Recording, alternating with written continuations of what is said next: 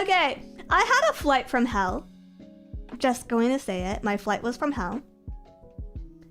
I have a small question for you guys, chat. Would you rather sit next to 2 horny 4XL Star Knights or a screaming autistic child with neglectful parents? Okay, trick question, because I was sat next to both. So we didn't pre-reserve our tickets on our return trip. So they shuffled me around a couple times on the flight. It was a full flight. The flight was overbooked. And so you know how when you sit in the very back, there's a lot of turbulence? So I was already prepared for that because I saw that I had a back row seat. But it was an aisle seat. So I was just like, you know what? As far as shitty draws go, I won the shitty draw. And then, after I boarded the plane, I saw the couple I was next to. And you know, size is one thing, you know, I'm very small. I'm very small, so if anything, it's like, okay, you know what, you can take the armrest and half my seat space. I'll allow it. That's fine. I'm still comfortable. But they were just so in love. They were just so in love. And I kept hearing things. I was very scared to turn my head. And they were so in love.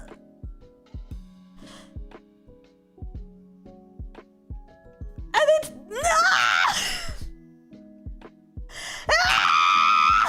Why can't you just be happy for them? Because there is a time and a place! And the time and place is not on a plane next to me! Guys, if this is what love is, I don't want it. I just want to put that out there. If what was happening for 8 hours next to me is what love is, I'll stream for the rest of my life. That's okay. That's okay.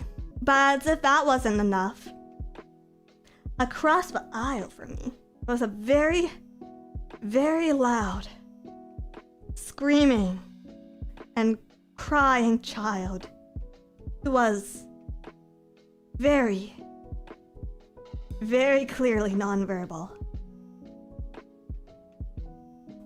And its incredibly neglectful parents. 8 hours. Crying baby. It's one thing if it's fussy. It's one thing if it's a fussy baby. But it was just yelling. It was just yelling at the top of its lungs. Sounded like he was extrovert, but well...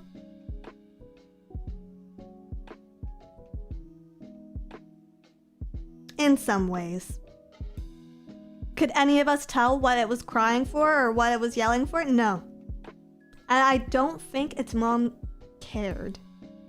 I'm referring to it as an it for reasons.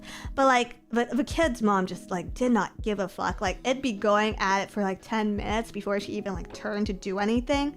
And you know how like you could like comfort a kid, like give him a hug or whatever? She just kind of turned to it and went shh. And it would keep yelling. At some point, I think the kid's like grandfather or dad, I don't know, the man was old, just like fucking yank on the kid.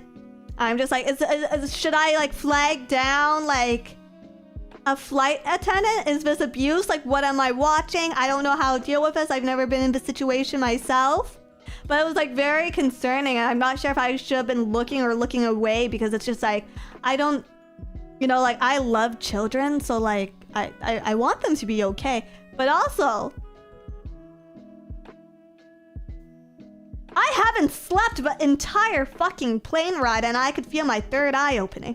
Open the door and let nature take its course. But nature would take me. Nature taking its course in that situation means that nature takes me. Are you kidding? No noise canceling headphones to use. No. No, I actually don't own noise canceling headphones because I like to hear myself talk, which is unfortunate. But yeah, it was a really rough trip back. And like I think I had like a 5-hour layover. I had a 5-hour layover afterwards with nowhere to sleep because it was the shittiest airport I've ever seen. But I got Starbucks and that was pretty cool. And then I also saw one of my favorite tropes, which was like very large man with small dog.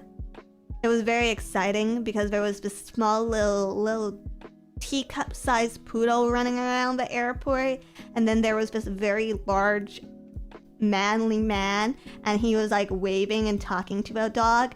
And then I saw this while getting my Starbucks. I was just like, silly man, dogs can't talk.